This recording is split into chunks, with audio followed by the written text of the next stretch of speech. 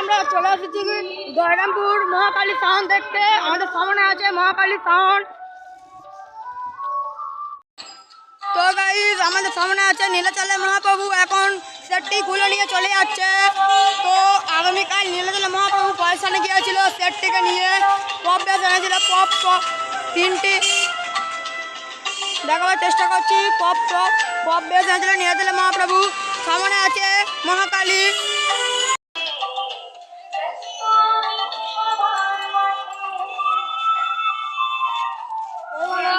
মহাপ্রভু পপ গেল, পপ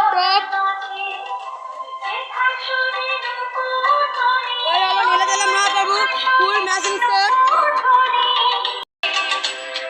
আরেকটি বেশ